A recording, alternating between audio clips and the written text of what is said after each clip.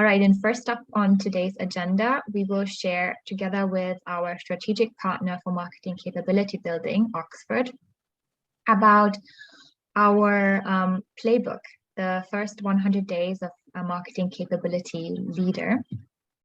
And before I hand over to, and of course we continue with the second session, which is by Becky Verano on her journey setting up Reckitt's Marketing Academy for their 2,000 marketers.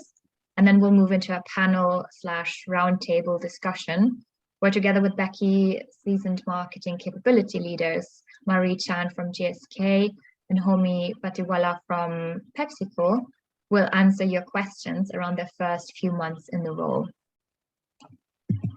Before I hand over to Matt from Oxford, I wanted to just share these two charts with you. They are from our annual priority survey for 2022 and 2021, and they show that marketing capabilities is really rising in importance for marketers. You can see in 2021, it was the priority number 7, now it's priority number 2. So all within 1 year. We hear a lot from CMOs as well that they're prioritizing capability building as it equips their team with fit for purpose tools, approaches, and provides them with a roadmap for change, really. And it's also used to attract and retain talent. And as a result, they usually tap into business leaders or for their marketing capability roles. But unlike with such brand leadership roles, there's no clear sort of learning path to that role. So sometimes the questions can arise, how to do that, how to do the first steps in that role. So at the end of last year, we conducted in-depth interviews with around 15 capability leaders of the Marketing Capability Forum to help such newcomers with what they should focus on first. And this resulted in a playbook that outlines the activities to prioritize during the first 100 days, or more realistically, the first year in the role. And along with a few watch outs and words of advice, it's very practical and should be super useful for newbies in a capability role.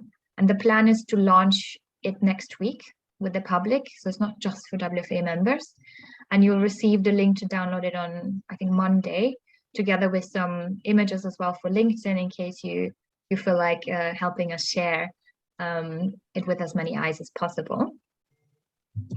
And now Matt, who's the head of capability North America for Oxford, he will briefly take you through the highlights of the playbook. Over to you, Matt. Thanks, Julia, so much. And as I organize my windows, just to say, yeah, I'm delighted to be here. And what a topical conversation we're going to have today, right? I think, as Julia was saying, it's no surprise, right, that we're seeing capability going up that ranking in terms of importance. And I think all of us feel that, right? All of us feel that as marketing is becoming more of a leading function, CMOs are looking to capability leaders to define a way of marketing, to find a way to navigate through change, to attract talent, to retain talent. And so it certainly feels to me, and it's observable, and I think with the conversations I have with many of you, it feels like the importance and the impact and the scale of capability building is going up.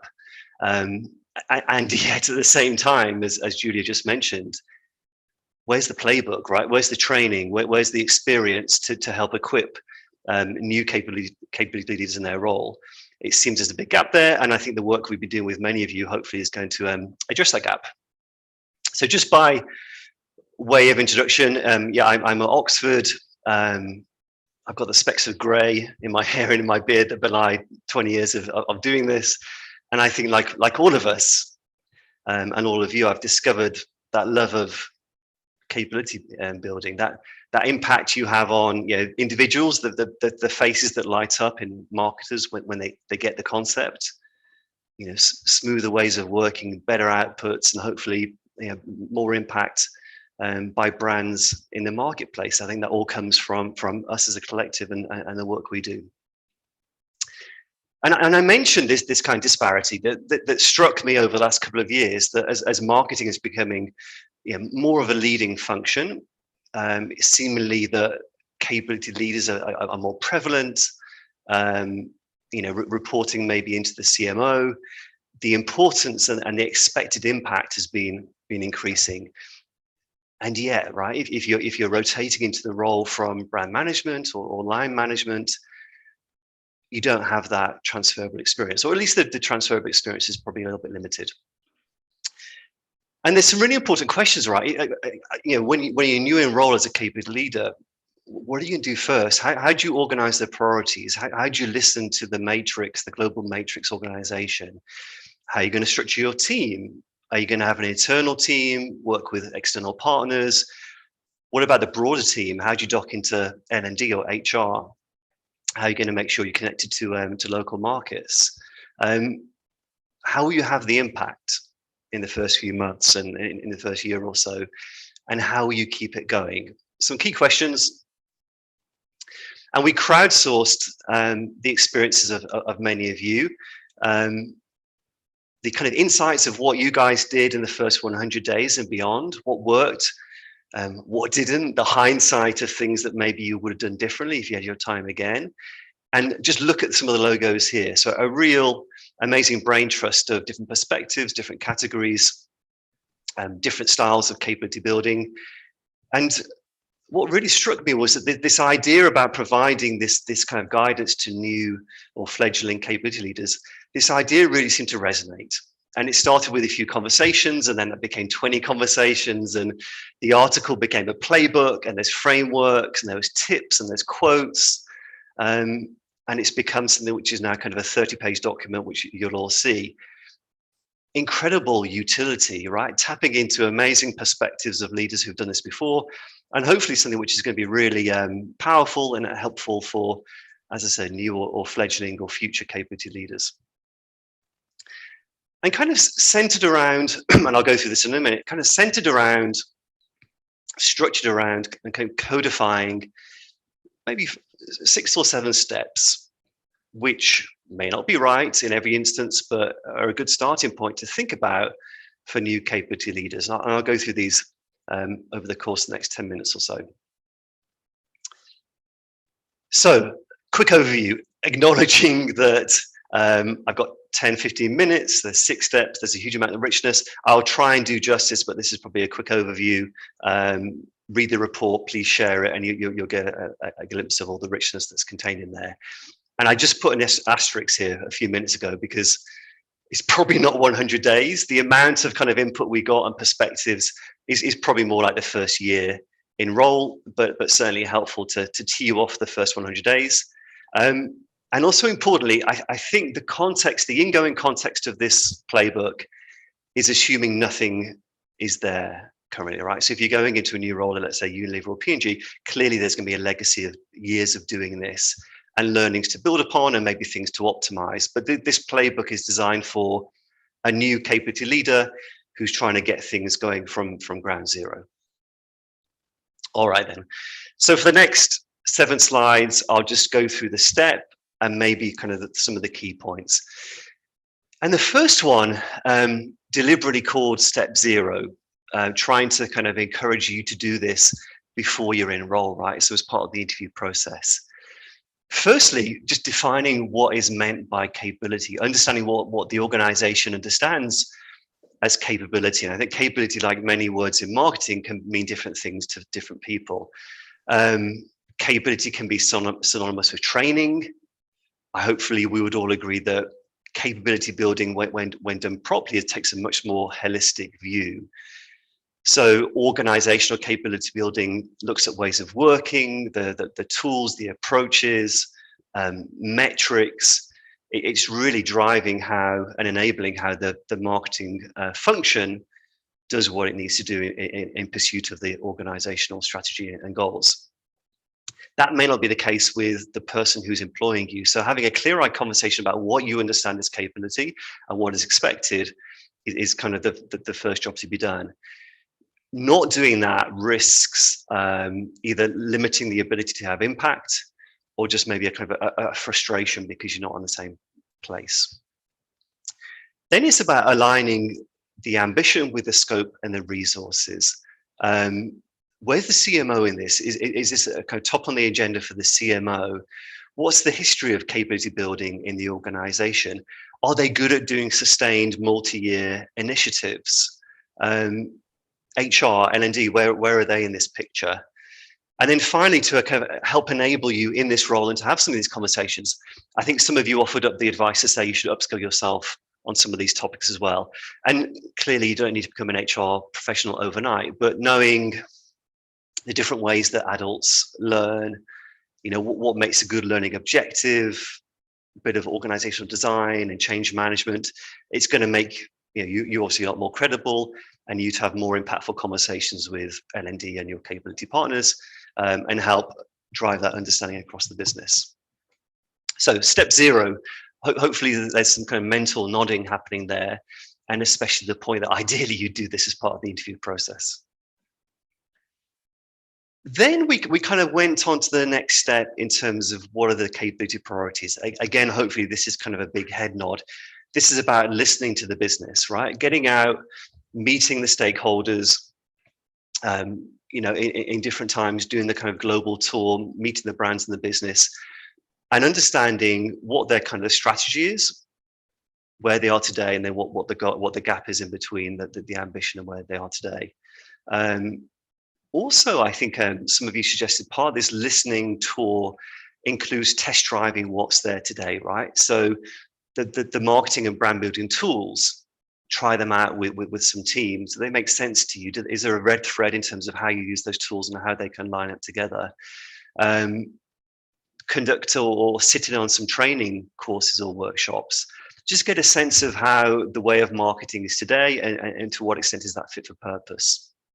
So listening and kind of understanding the current reality, but then also don't over-rotate onto kind of listening and reporting on to the today.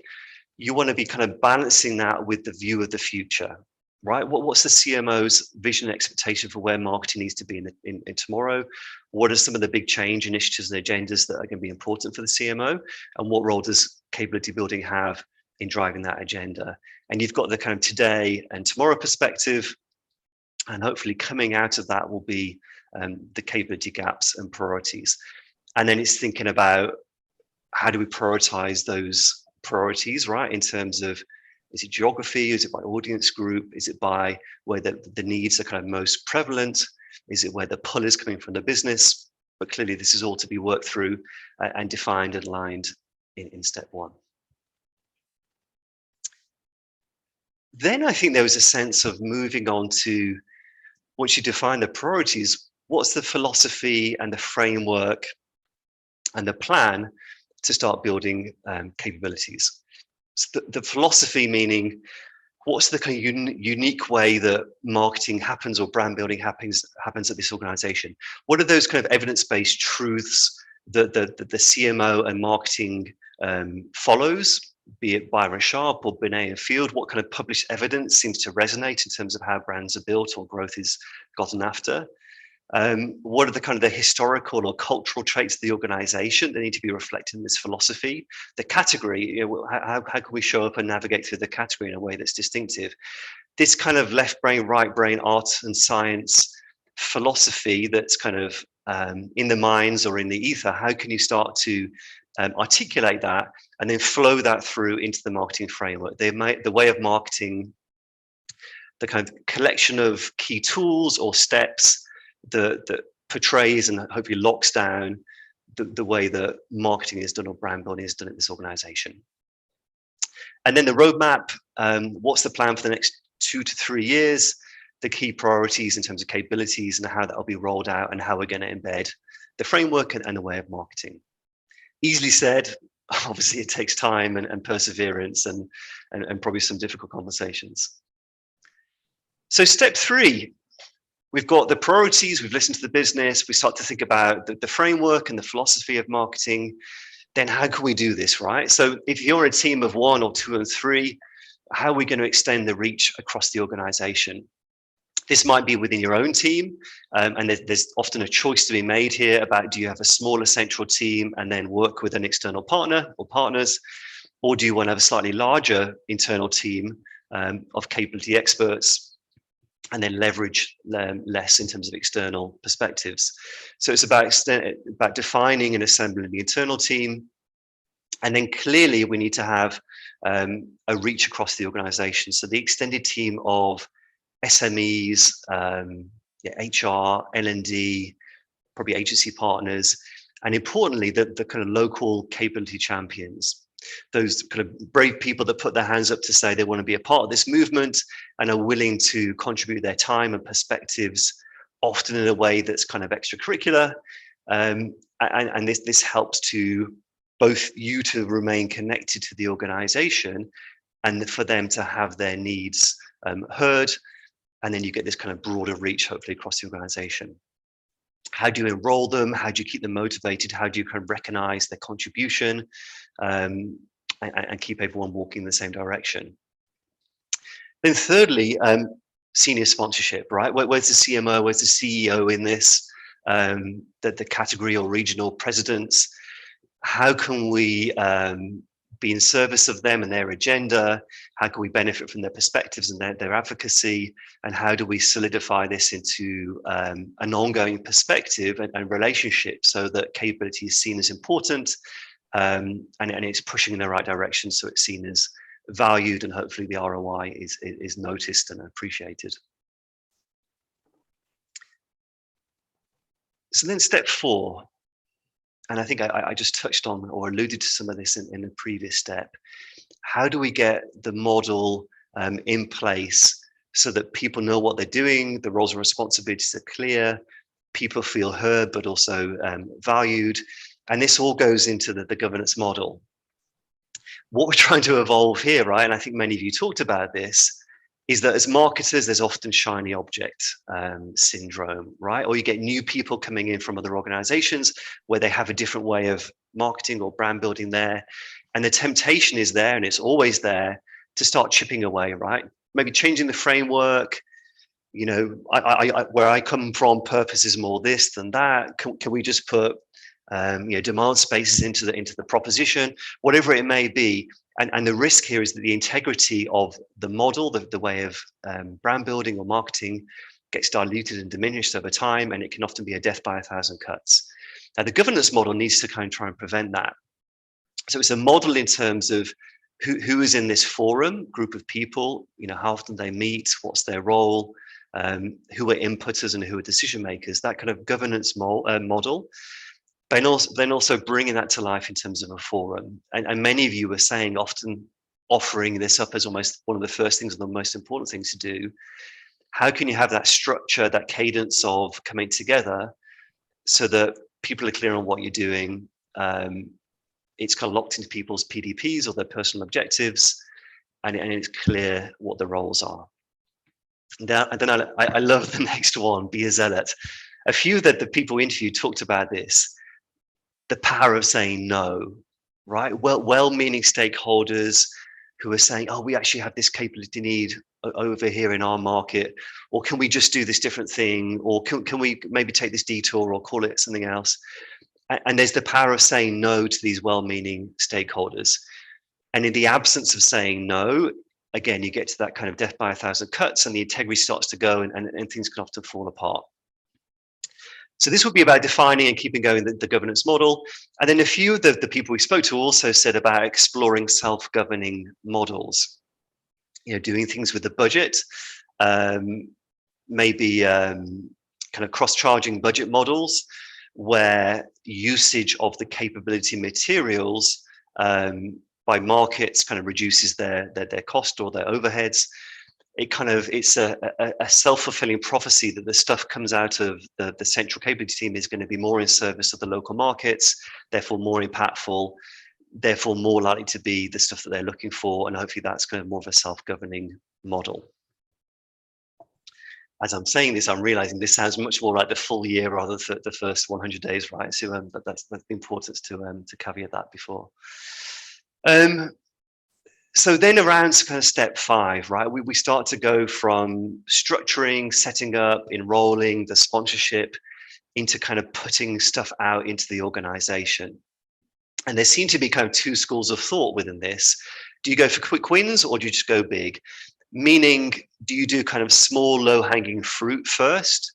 This could be as a capability leader, helping teams out, using the tools or the draft tools, or maybe tools that you've bought with you in your back pocket, just to have an impact, to start, showing good intent, creating some buzz about the new way of doing things, doing brand building or marketing. And this can be a quick way of doing things and having impact while you're kind of setting up the structure. The second school of thought was just going big, right? This is the big kind of forum, the big event where you're bringing everyone in. It's the sheep dip to get everyone at the same point, understanding the new tools and approaches. It's the leaders showing visible advocacy and sponsorship of this. And that's the kind of the big launch. And you can do it both ways or either way. Then I think a few of the people we spoke to had this interesting notion of operating on two levels and kind of splitting your time and the attention and the focus onto one level in terms of what's coming next, the next content development, the next capability gap, but also really diligently and deliberately having a focus on continue to onboard and embed what you've already put out there. So onboarding meaning new people coming in, and then embedding. So continually kind of repeating and embedding concepts, tools, and approaches. And it's that kind of balance of what's next with what's here, and making sure that both get the right care and attention. While also kind of planting the seed for a learning culture, right? Encouraging people to be curious, encouraging learning, trying new things. Really important as well. So that was another key learning. And then finally, how do we keep it going, right? How do we keep this kind of momentum going? It's often the case that you have the big fanfare and the big excitement, but that can often dissipate over time. So how do we keep it going? Well, some advice offered up by the seasoned capability leaders was around measuring what you treasure, right? And measuring not only kind of usage or adoption, but also trying to get closer to business impact, either leaders' observation of behavior change within the marketing team, or better quality outputs, or maybe even better quality of marketing activity in the marketplace. So measuring, demonstrating the ROI, and then also learning and adapting fast, kind of avoiding the temptation to make a perfect monolithic thing, an academy or a full approach that maybe is beautiful, but maybe is over complex or a bit static.